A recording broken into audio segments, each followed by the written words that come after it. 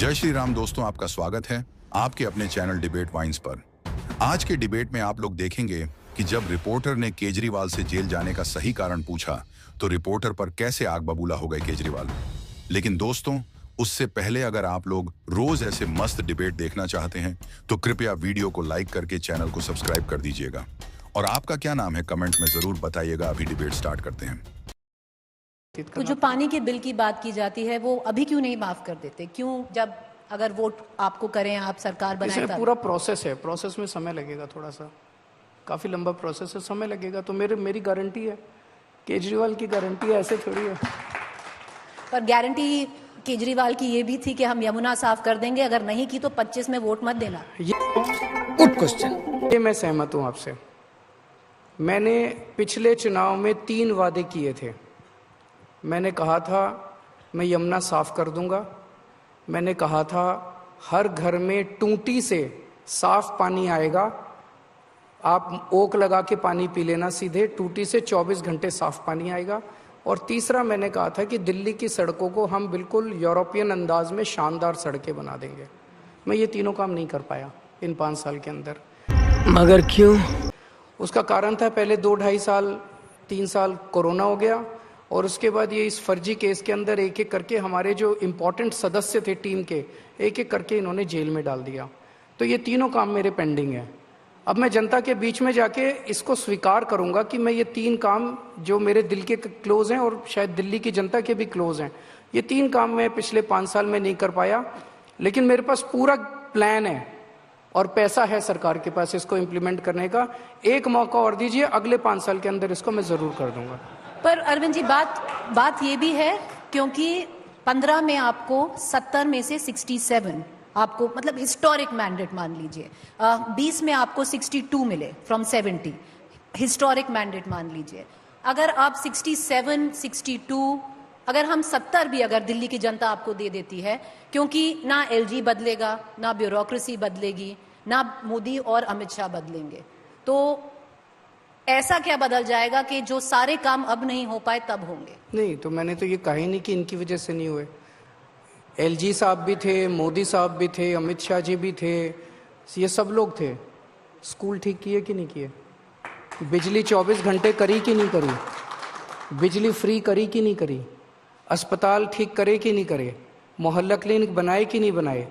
पानी ठीक करा कि नहीं करा? ये सारे काम करे। इन सब अड़चनों के बावजूद, अड़चनें तो आएंगी, पर ये अड़चने काम बिल्कुल होने नहीं। अड़चनों की वजह से हो सकता है 2 दिन का काम 4 दिन में हो, लेकिन काम सारे होंगे, ये मेरी गारंटी है।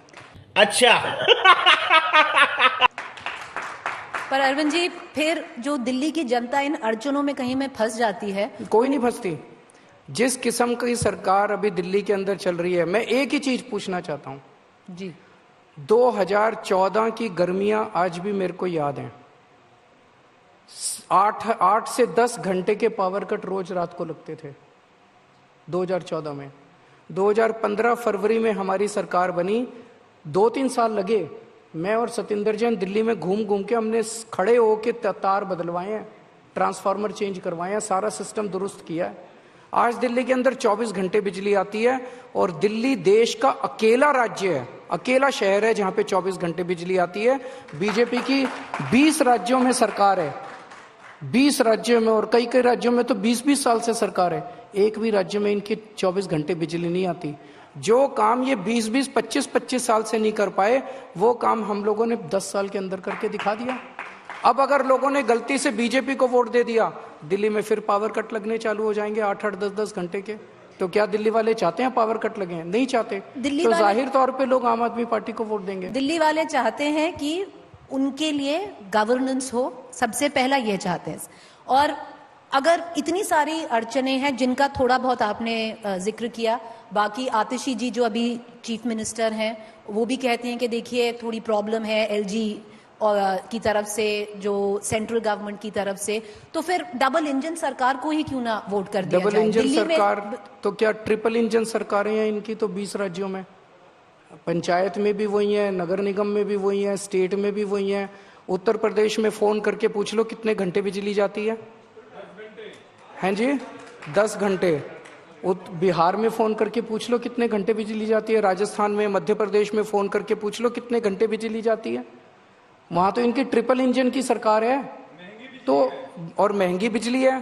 दिल्ली में तो 0 बिल आता है, वहां पे छोटे से आदमी का 5-5 हजार रुपए, 10-10 हजार रुपए बिजली का बिल आता है। तो डबल इंजन सरकार, ट्रिपल इंजन सरकार, ये इन्होंने वो छोड़े हुए हैं, मतलब वैसे ही चुनावी जुमले, उससे कोई फर्क नहीं पड़ता, नीयत से फर्क पड़ता है। हमारी नीयत साफ है और साफ नीयत से सरकार चला रहे हैं तो भगवान साथ देता है। और जितनी भी कठिनाइयां आए, सारी कठिनाइयां दूर होंगी, सारी कठिनाइयां दूर करके सारा काम जनता के लिए करेंगे। पर अरविंद जी, जो दिल्ली की जनता है, डबल इंजन तो आपको भी दिया था उन्होंने, एमसीडी और दिल्ली सरकार। मैं आपको बताता हूं, अब नहीं, सवाल सुन लीजिए। तो जब डबल इंजन दिया था, इस विश्वास से दिया था कि कूड़ा कचरा हट जाएगा, जो कॉलोनी की रोड्स हैं ठीक हो जाएंगी, हो गई क्या? मैं अब आपको बताता हूं। एमसीडी के अंदर जब हमने सरकार संभाली थी, अभी 2 ही साल हुए हैं, सफाई कर्मचारियों को उसका पूरा बैंकक्रप्ट करके गए थे ये लोग एमसीडी को। मतलब कुछ भी पैसा नहीं था, खरोंच के नीचे से तली खरोंच के चले गए थे ये लोग। एमसीडी में इतना बुरा हाल था कि 12 महीने एमसीडी के सफाई कर्मचारी हड़ताल पे रहते थे। और हड़ताल किस लिए करते थे? हमारी तनख्वाह दे दो। 6-6, 7-7 महीने इस कर्मचारियों को तनख्वाह नहीं मिलती थी। सड़कों पे इस कर्मचारी बस तनख्वाह लेने के लिए, कर्मचारी कभी काम पे नहीं गए कर्मचारी उस दौरान। जब से हमारी सरकार बनी है, एक दिन भी हड़ताल नहीं हुई। हर महीने के पहले हफ्ते सफाई कर्मचारियों की तनख्वाह उनके अकाउंट में पहुंच जाती है। और इस बार जान के ताज्जुब होगा आपको, 30 या 31 अक्टूबर को दिवाली थी, दिवाली के पहले हमने नवंबर की तनख्वाह उन लोगों को दे दी और उनको दिवाली का बोनस भी उनके अकाउंट में डलवा दिया सफाई कर्मचारियों के। नंबर 1। नंबर 2, सफाई कर्मचारियों का होता था कि हमें पक्का करो पक्का करो, 8,500 सफाई कर्मचारियों को 2 साल में पक्का कर दिया।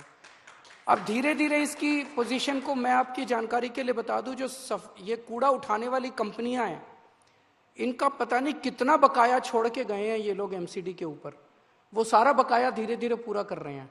और 5 साल दिए हैं ना आपने हमें, 5 साल दे दो, अच्छे से दे दो। अभी एकदम से 2 साल के बाद आप हमारा ये अकाउंटेबिलिटी मत लो, सारा कूड़ा उठा देंगे। उठाना चालू हो गया, जब से मैं बाहर आया हूँ कई इलाकों में कूड़ा उठाना चालू कर भी दिया है जी। लेकिन सारी सफाई कर देंगे, आपके कूड़े के पहाड़ भी उठा देंगे, ठीक कर देंगे। अरविंद जी, अगर 2020 का चुनाव याद है तो अगर हिस्ट्री मान लें, दिल्ली की one of the most polarising चुनाव रहा था। शाहीन बाग हुआ, फिर आप चुनाव जीते, आपने ओथ ली और फिर दिल्ली में दंगे हुए।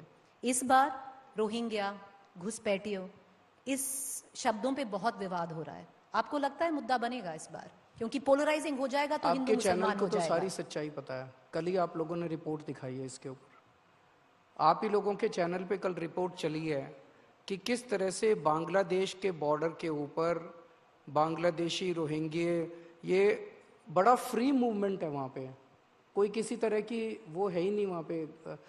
4000 किलोमीटर में, आप ही की रिपोर्ट पढ़ रहा था, 4000 किलोमीटर का बॉर्डर है, जिसमें 1000 किलोमीटर पे तो कोई फेंसिंग ही नहीं है। और जहाँ फेंसिंग है वहाँ 2 तख्ते लगाओ और उसके ऊपर कूद के इधर आ जाओ, कोई देखने वाला नहीं है। तो अगर इतना फ्री मूवमेंट है, कहते हैं केजरीवाल रोहिंग्यों को ले आया दिल्ली, केजरीवाल मैं कहाँ से ले आया?